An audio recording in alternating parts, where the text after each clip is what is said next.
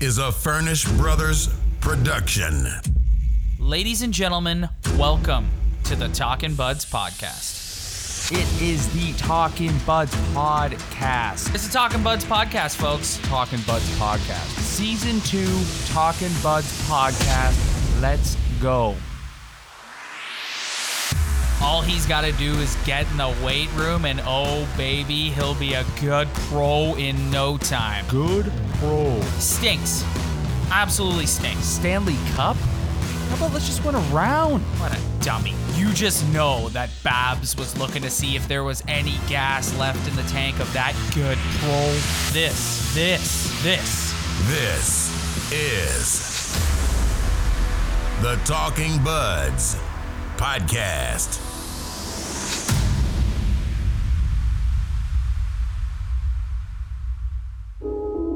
And now, here's your host, Rob and Ryan.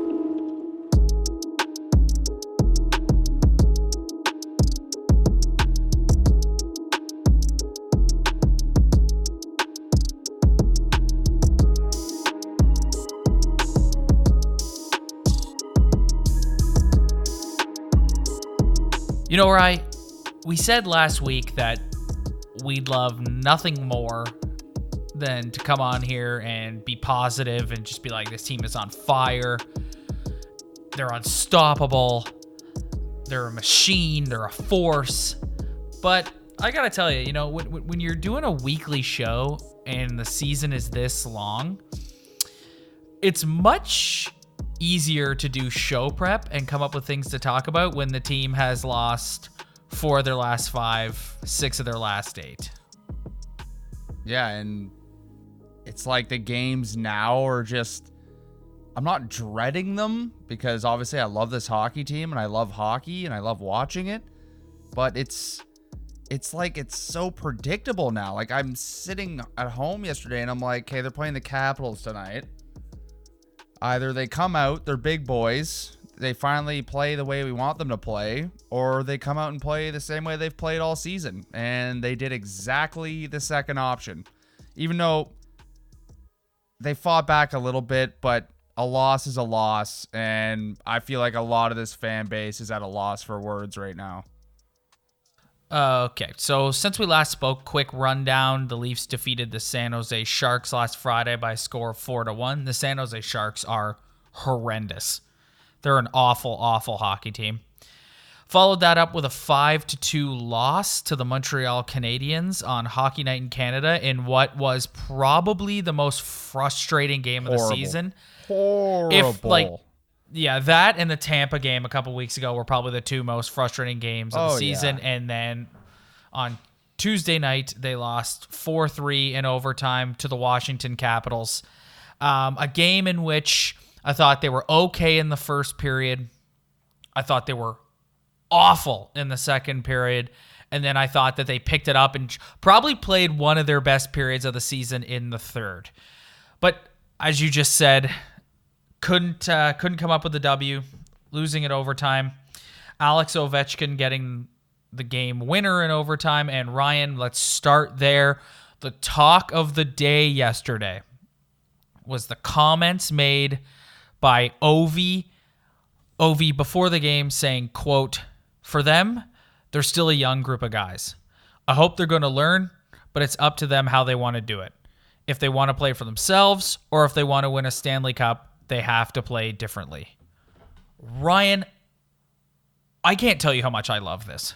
I wish you have no idea how much I love this. Before we deep dive, what were your thoughts on Ovi's comments? I'm surprised that he was even like that honest speaking about another hockey team. Like that was what surprised me the most right off the bat. But if this was Joe Schmo on the third line of the Washington Capitals, I don't think anybody would really care or the comments would have been taken differently. But when one of the greatest goal scorers of all time calls out the team from the other side. I know, it's fantastic. I was I was over the moon when I saw these comments. Should Ovi be the captain of the Toronto Maple Leafs? I think what other Maple Leaf player has come out and said anything like that, and it's like had that much impact and meaning. It's like throw the Leaf C on Ovi too while you're at it. And he's like the perfect guy to say it because, and there's been a lot of people who I've seen who've been like, oh, coming from a guy who still doesn't play the best 200-foot game. Shut it's like, up. that's not the point. Shut up. I know. Don't do that 200-foot game stuff. The guy throws hits after hits after hits.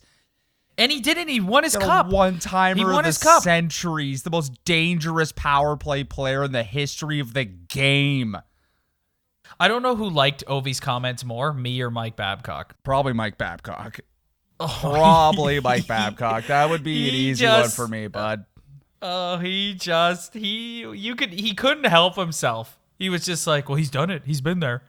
And it's just, it means so much more. Like, you could tell the guys were annoyed being asked about it yesterday and then being asked about it again after the game, especially after he's the one who goes out and gets the OT winner. And it's like, good. I'm glad you're annoyed. You need something that's going to piss you guys off, something that's going to light a fire under you. And clearly, like, I get it. Like, Babcock saying that type of stuff, it's like your dad hassling you about something. Like, you tune him out after a while, but when it's one of your peers... And not only one of your peers, like one of the greatest goal scorer model in this league. Yeah. The greatest goal scorer of his generation comes out and says what we're all thinking and saying that like this is a team of individuals. This is a group of young, hotshot superstar players who haven't figured out that you have to change the way you play and the style in which you play if you want to go deep in the playoffs and win a Stanley Cup. Oh my God, Ryan, we shared it on our Instagram. If you haven't seen it, go to our Instagram. We shared Tim and Sid's video of it. Oh my God, Ryan. I was like giddy after that comment. I was like, good, this better piss all you guys off. Yeah, well, a lot of people are being like, that should be your voice that you should use to push forward this season. And then there's the other half of people who are like, oh, I guess we got to wait till we're 30. Austin Matthews is 30 to win a Stanley Cup. Because that's what Ovi did, right? If Ovi's comments mean so much and he did it that way, then I guess we got to wait till all the guys are in their 30s to win a cup. And it's like, that's motivation. A lot of those guys grew up watching Ovi play in this league, score a lot of goals, be the most dangerous goal scorer maybe ever. And when he's saying that to you guys directly, like, come on. Like, that's got to be the biggest wake-up call in that room. Because I know if I was in that room and I heard Ovi say that, I would be a little puzzled at first, but then I'd be fired up that night to go after him. And he put the exclamation mark on it by getting the winning goal in overtime, Ryan. Standing in his favorite spot and just wires one past Freddie. There's no two ways about it. Get over the Ovi that you saw 7-10 years ago and get used to the new mature Ovi who's a beast and calls out other hockey teams in media scrums and says the absolute truth. And Babs is asked about it after the game, and he's just going on about how, Ovi's right, and he's done it, he's lived it, and it's about just saying all the typical Babs lines about how it's the 2 points in the game, not your own, the 2 points that you get for yourselves or however many points you get for yourselves in the game. But he said one thing that I saw people were upset about after the fact. He said, the bottom line, you got to keep it out of your net. You're not outscoring anyone at playoff time. You're out defending them. How do you feel about that? Well, how I feel about that is there's a couple things we know about this hockey team, and there's a couple things that we speculate. The number one thing that we know about this Maple Leaf hockey team is they give up a lot of shots in their own net, and they give up a lot of goals. So that's not wrong. This team gives up so many goals against and so many shots against. Right now, they're 23rd in the league in shots on goal and 23rd in the league in goals allowed. That's one thing we know about this hockey team. They can't defend. They can't defend defensively back there on the D, and they can't defend with the forwards in their own zone. And they give up a lot of shots, and they spend a lot of time in their own end. Like, that's the facts with this hockey team. All right, I want to shift gears a little bit now, and I want to talk about one guy in particular, and that is Mitch Marner. If you look at Mitch Marner's stats so far, 16 points, 3 goals, 13 assists. And you're like, okay, that's not bad, right?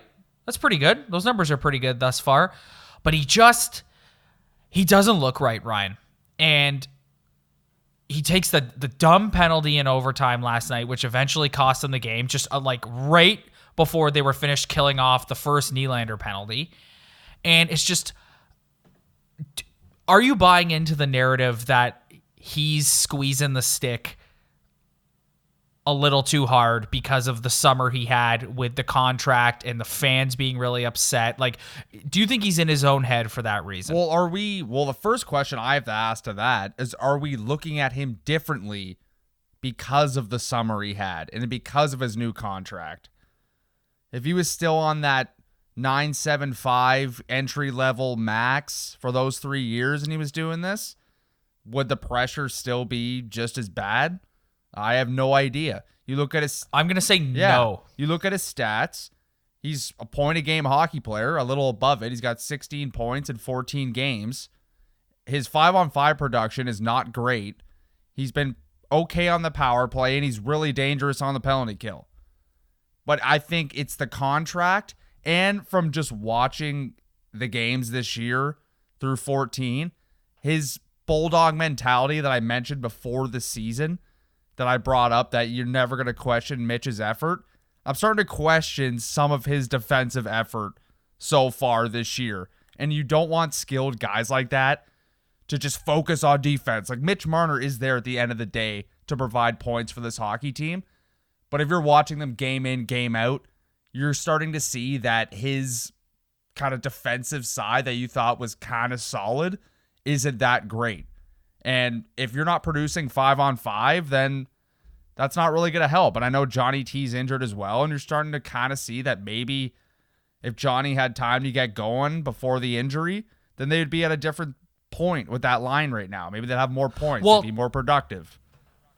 Babs did a media scrum today, and he talked about how, Mitch hasn't played with his regular line mates, Hyman and Tavares, all year. And it's like, that's true. But all I heard all summer is that Mitch is the motor that makes that line go. And especially, like, he's struggled all year, but especially since Tavares has been out, he looks lost. And we'll get into the team toughness heart discussion in a bit, but he's also a guy who really benefits from having Hyman on that line, because Hyman will actually go in the corner and get the puck back.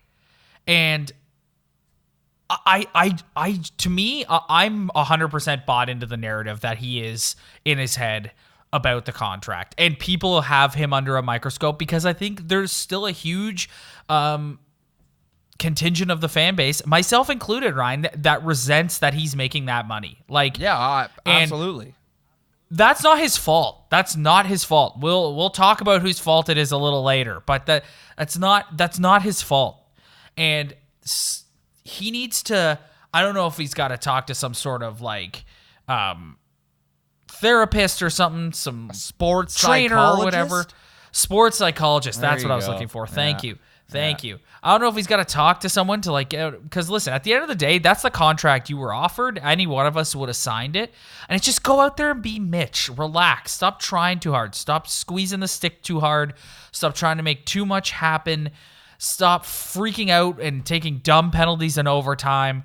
Just relax, Mitch. Relax. Yeah, I think this whole year is just so magnified because of all these contracts and all the new expectations on this hockey team. This year, 14 games in, they have 15 points.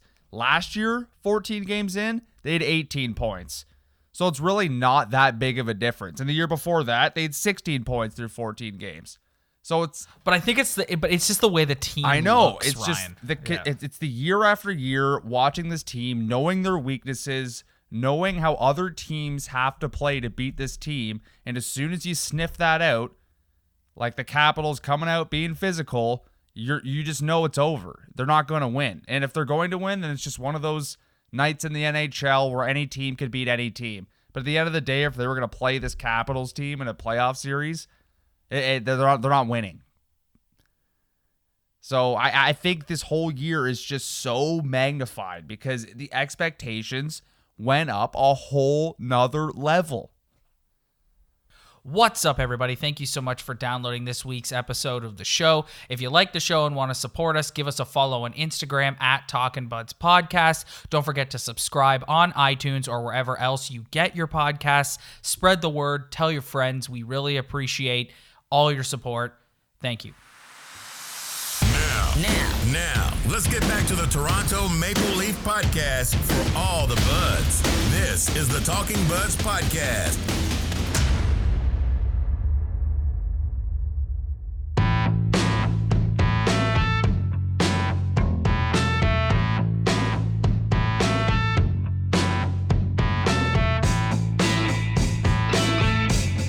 Ryan, if you go back through the archives of the Talkin' Buds podcast, the 38 episodes we've done plus the postseason pints, unquestionably, the number one person in this organization who has taken the most heat from both of us is Mike Babcock. I'd like to switch gears on this episode, and I'd like to focus. There's been a lot of talk about this team as a whole, the way they're constructed, the effort. Is it the right mix of guys? And so I'd like to focus on the general manager, Kyle Dubas. Ryan, I'm starting to believe that Kyle Dubas's philosophy when it comes to building this team and for the record, I'm not saying it is. I'm just saying I'm starting to believe, and these thoughts have started to creep. Listen, when they told Mark Hunter, thanks but no thanks, and hired Kyle Dubas full-time 2 years ago, I was 1,000% on board. I was like, this is the right decision. The game is going in a different direction. Let's not bring another old boy in here from the old boys club. Let's get some fresh blood in here. But after having watched this team to start the season, Ryan, intangibles are important. Character guys are important. Gritty guys are important. And I don't believe that Kyle Dubas feels that way. I think he's very new school. He's analytics through and through. He's puck possession. He's zone entry.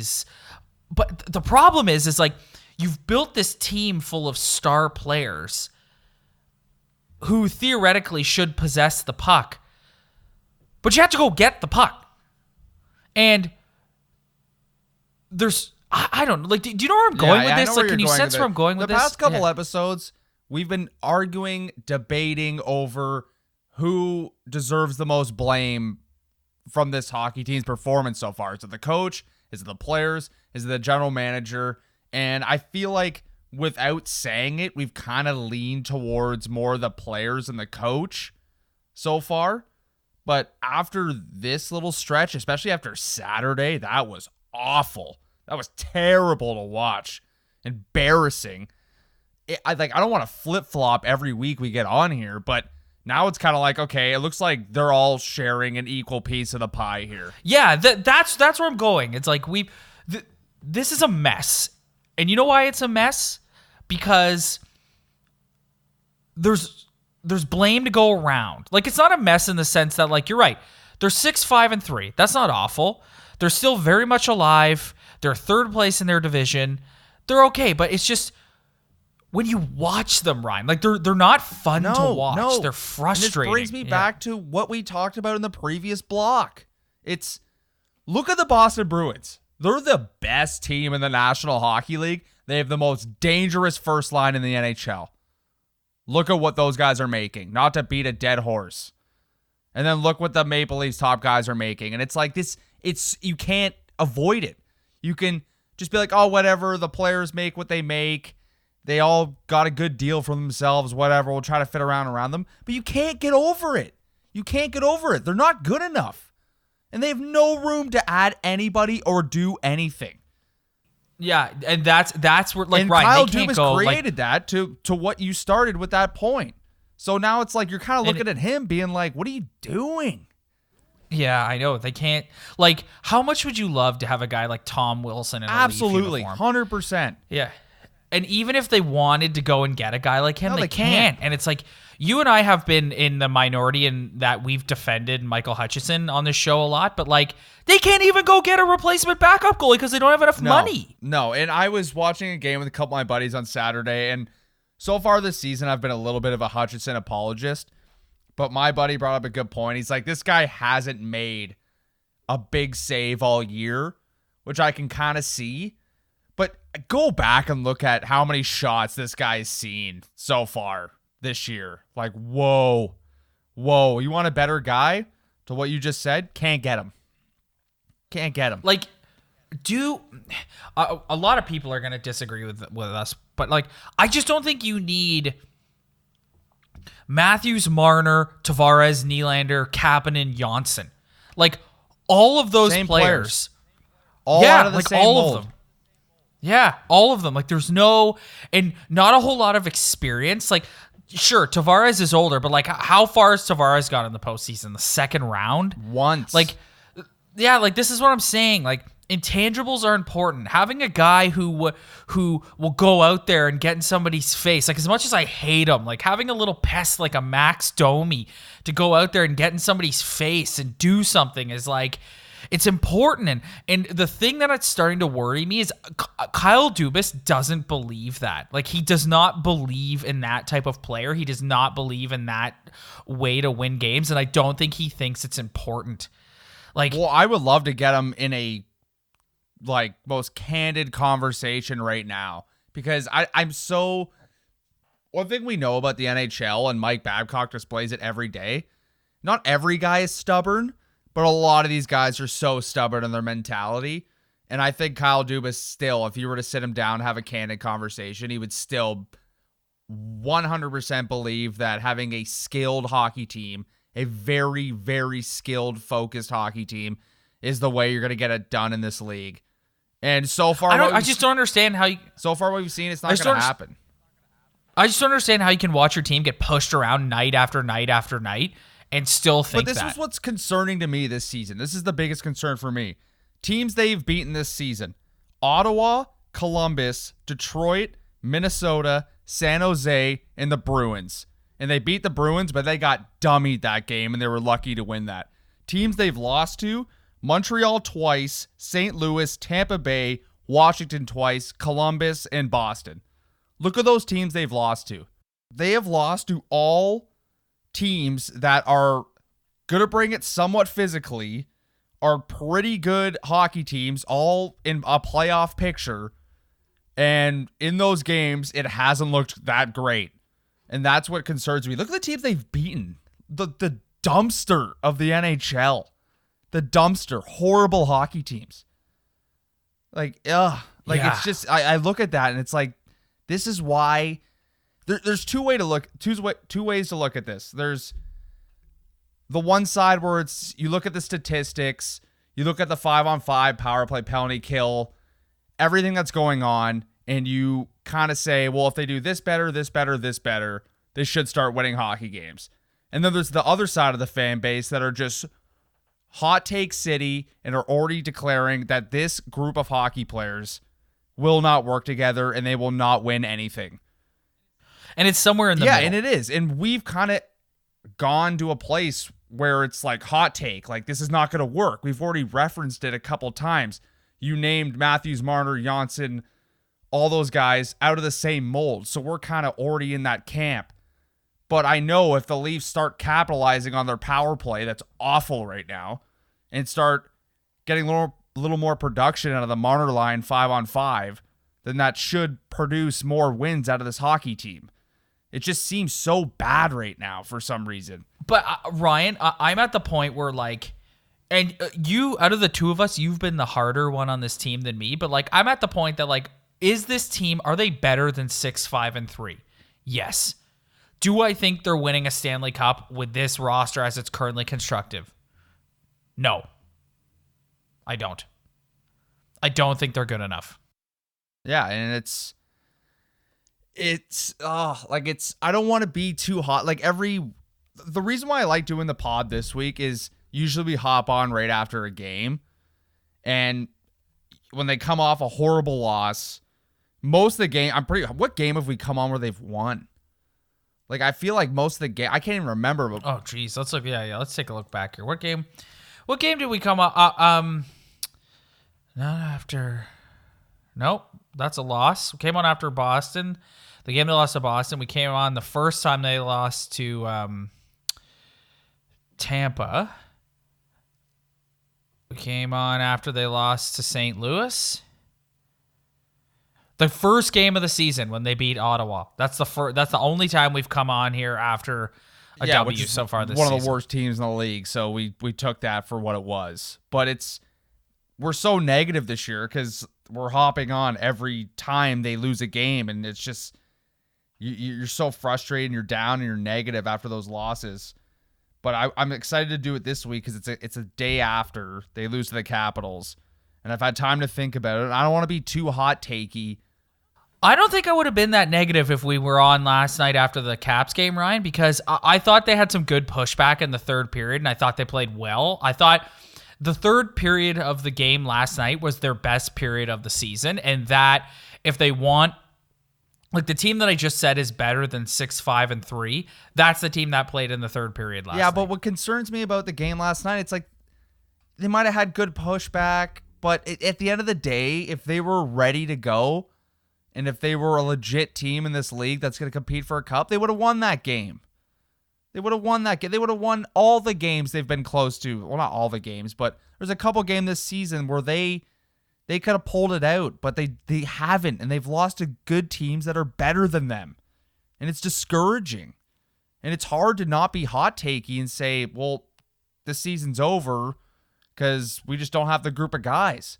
And then there's the... I don't think the season's over. I just, like, the reason why I kind of want to let Babcock off the hook for all this is because I don't think having Sheldon Keefe behind the bench is going to make Austin Matthews want to go in a corner and win a puck battle. Like, I think that the issues with the team with respect to, like, effort and pushback and intensity and heart, whatever you want to call it, they're not Babcock related. It's like, it doesn't matter who's behind the bench. This is a soft hockey team that is going to get pushed around by a team that like you don't think that Tom Wilson knows last night all you got to do is go out there and run at a couple of these guys and then that's it. They'll shut it down. It's the MO for the league now. It's the MO for the league. It's listen to the broadcast on Sportsnet or TSN. It's what do you think they're going to do tonight? Oh, well, they're going to come in and they're going to hit early and they're going to get after the Leafs on the forecheck. And that's the book on this team. And I don't like how there's a book on this team. Like, why does every hockey team know how to beat this hockey team? Like, that's not a good thing. Which is, again, brings me back to my point. I don't know how if you're Kyle Dubas, you can sit up and watch night after night after night and not see this. And a lot of people would say, I mentioned the Babcock quote earlier where he said, you're not going to outscore teams in the playoffs, you're going to out-defend. And one of the things that made people so upset last night is like, this is the problem with him. You have the most offensively gifted team in the league and you're trying to teach them how to defend. And it's like, they're terrible at defending. Yeah. Like, I know. I don't know what to tell you. Like, I don't know what to tell you. Like, you're not going to go into the playoffs and win games. Rarely in the Stanley Cup playoffs do you see a 7-6 hockey game. Like, rarely. They're 2-1, 3-2, 4-3. Like that's usually what you see. Right? And it's just, he made another point, Babs did last night that I found interesting. And this comes back to there's a lot of the same skilled player on this team. Like these guys like Matthews and Marner and Nylander in particular have gone their whole career just being naturally gifted and excelling. So now you're in a point where you're in the National Hockey League and you're sort of learning that like just going out there and scoring goals, you're not going to win games that way. And all these guys are young and they're all learning that lesson at the same time. And it's resulting in growing pains. And I'm taking us tonight, I've just decided, Ryan, I'm driving the truck to Hot Take Town. Did we overestimate this team's chance? Like, were we way off at the beginning of the season when we were like, this is a cup contending hockey team? Yeah, well, now it seems like it. I don't think I was at the cup contending point with this team, but the way they acted in the offseason and the way they signed all their big stars after their restricted free agency, that's what you expect. That's what the expectations were. And now it kind of looks ridiculous because I don't think they can beat all the good hockey teams in this league. So what do they need to do, Ryan? Let's take it out of negative town. What do they need to do? I don't know. Like there's a lot of things they can dude, there's a lot of things they could do just in game. Throws his hands up. There's a lot of things they could do in game to be better. They could have a better penalty kill when they're stuck in their own zone. They could stop giving up so many shots. That's awful. Yeah. And I was the guy who's beating the drum to get Matthews and Marner on their one-time sides, but that clearly hasn't worked either.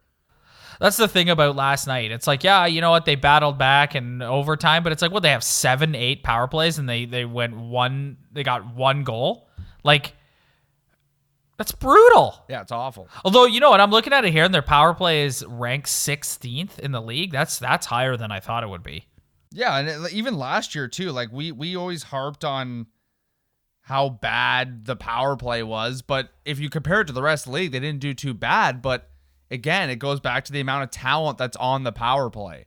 And it's like, okay, Tampa Bay, if you were to rank Tampa Bay's top players against the Leafs' top players, you'd be like, okay, like player for player, they're equally kind of skilled. But for some reason, this group of players on the Leafs can't figure it out on the power play and can't make it a like dangerous weapon where if you take a penalty against them, like it's trouble, like the Bruins do, like the Lightning do.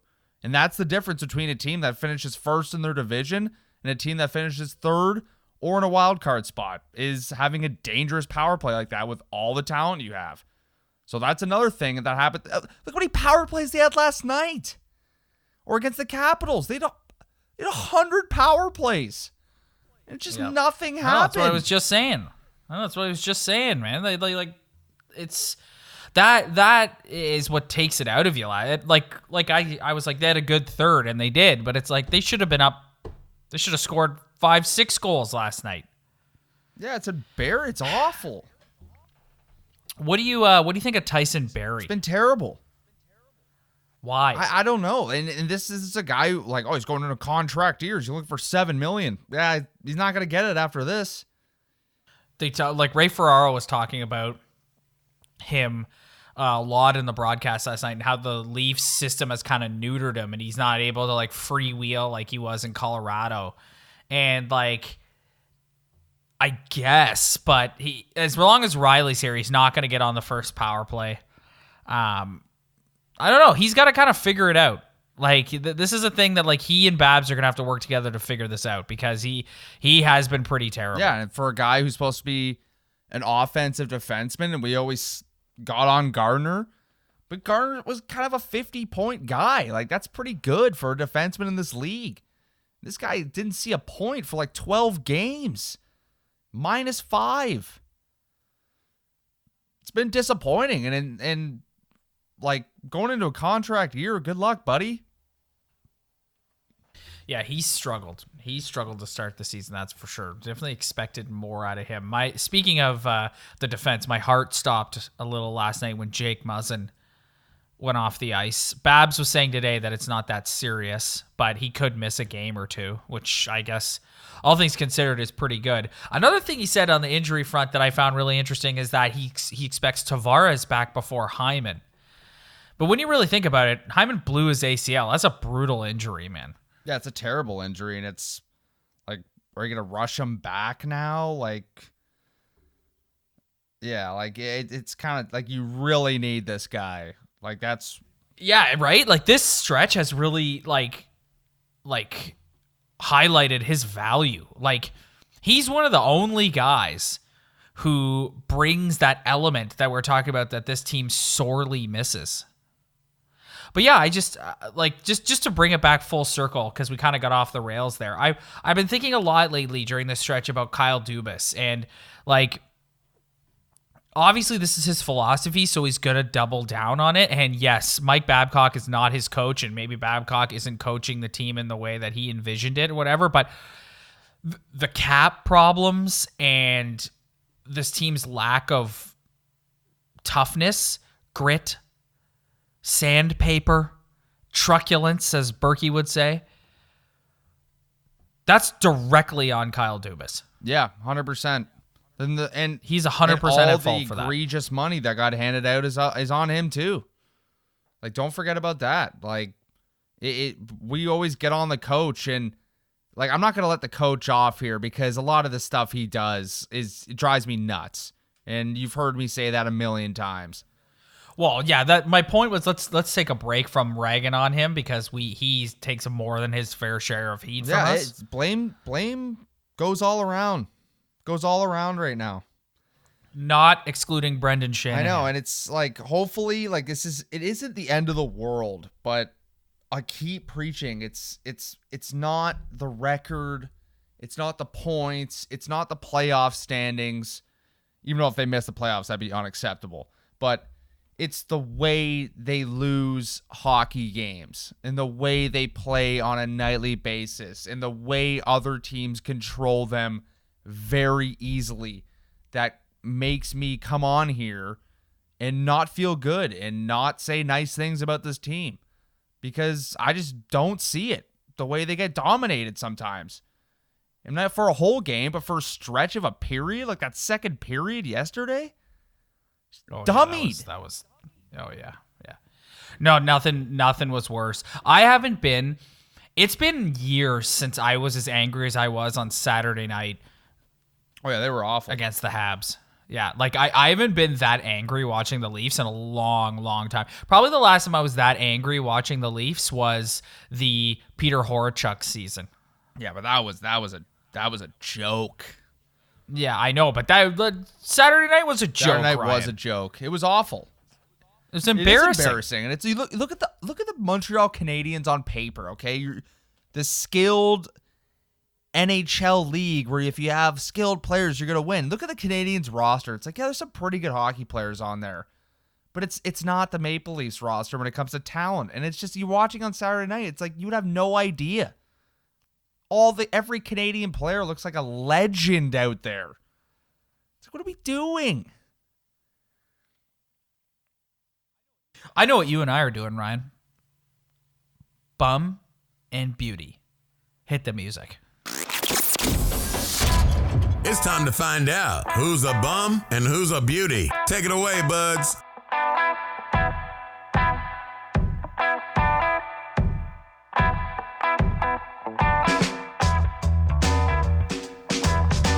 That's right, bum and beauty of the week. Ryan, I go first all the time, so I'm giving it to you. You go first. What, bum or beauty?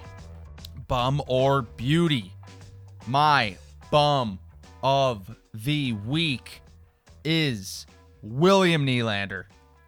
Oh, I thought he was pretty good last night. Dude. I thought he was pretty good last night. Right. Marner being as awful as he is has completely, I don't even notice how bad Nylander is because I'm just so focused on Marner. Rob, I'm sorry to everyone out there who's a Nylander fan. I'm really, really, really sorry. But this guy, man, like, you're never going to win anything with this guy in your top six. I am sorry. Unless you put him on the Bruins. But his as a piece for this hockey team, he just drives me crazy, man. Like, I don't know if I'm just being unfair to him, but the way I like a hockey player to be, he is the complete opposite of. Complete opposite. I know you have made that abundantly I can't clear. stand watching him play hockey. Unless William Nylander scores a goal in any point of the game, then he kind of starts to ramp up and starts to play like the player I want him to play like. But if it's not going for him offensively, especially in the goal scoring department, like, brutal, man. Just one of the softest hockey players I've ever laid my eyes on. And I'm tired of it. And I will never come on here and change my mind about him. He can go on a tear for a week and be the number one star in the league. And I've made my mind up on him, man. I don't like watching him play hockey. on a night-to-night basis. He drives me crazy. 2-pack bum of the week for me. Mitch Marner is the first one. We talked about it earlier. He's in his head about his contract. He's got to be better. He's got to figure it out and just be more effective. And my other one, we also talked about earlier, Tyson Barrie. Like, I guess he's having a hard time adjusting to the new system or being in a new place or whatever, but it's like, you said it, you're in a contract year, bud.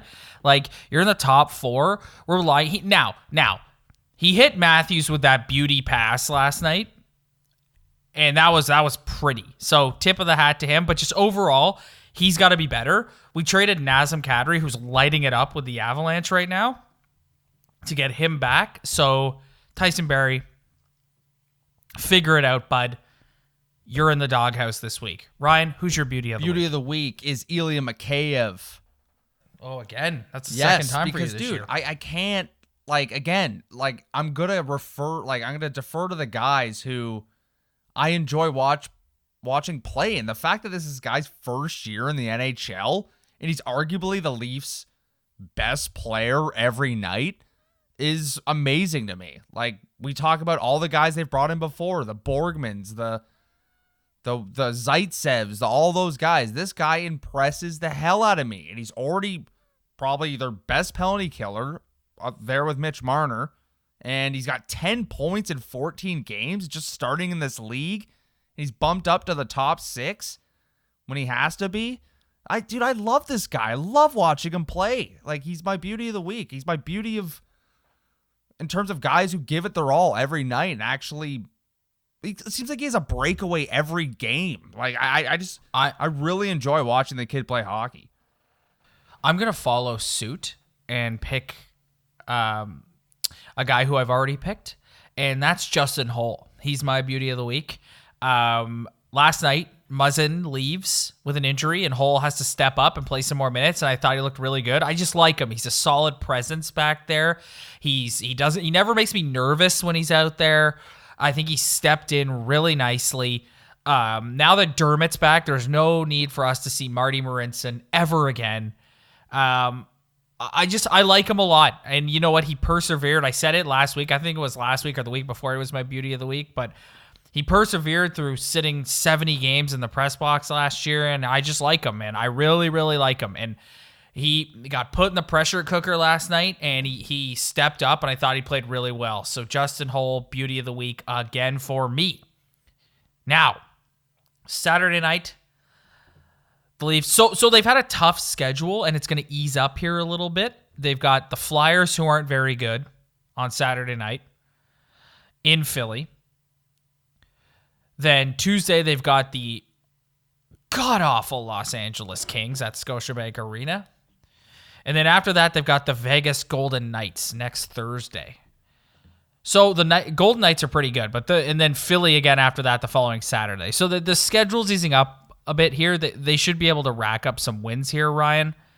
Thoughts on the upcoming games? At this point, if they're playing a team that's god-awful, they should get a victory based on what I've seen this season. And if they play a team that's expected to make the playoffs and knows how to play, they're going to struggle. They might win the game, but it's going to be a struggle. So hopefully we can come on next week and it's going to be more positive. It's becoming tough coming on here, and it's like we're broken records. Like, we're trying to switch it up. Yeah, it's like, I feel like I come on here and say the same thing every week. I know. But it's like, what else are we going to say? I know, unless we did like it's a week to week. Like, there's a lot that goes on in a week, and there's a week also goes by really quickly. So hopefully it's more I love positive. what you said earlier. What did you say earlier about how like half the fan base is like hot takes and the other half is... Yeah, half the fan base is this team isn't going anywhere. They're awful. They're too soft. This group of players don't work. And then the other half is, well, maybe if the penalty kill gets better, maybe if the power play gets better, maybe if there's more 5-on-5 production from Marner, maybe if... when they get healthy. That's another thing, man. They've had some injury trouble this year. So it's like pick a side or be in the middle. Like right now, I feel like we're we're in the middle, hinging on hot I feel like take. I'm more on the hot take side right now. And I hate to say it. And because those things could get a lot better and they could start winning games off it. But when it really comes down to it in April or when it's time to be a big boy, I just don't think they're going to be able to do those things well enough to beat really good teams in this league. So that's what pushes me over kind of the hot take side. Well, as you said, hopefully next week we can come on here and they've racked up a couple W's and we can feel a little better. They're 6-5-3. It's not awful. Third in the Atlantic. But we expect more. And hopefully that's where they trend going forward. Once again, everybody, thank you very much for downloading this week. We really appreciate it. Seen a little jump in our numbers the last couple of weeks, so we thank you, everyone who's spreading the word. We really, really appreciate it. We love doing the show. I say that every week, but it's true. Thanks again for downloading, guys, and we will catch you next week.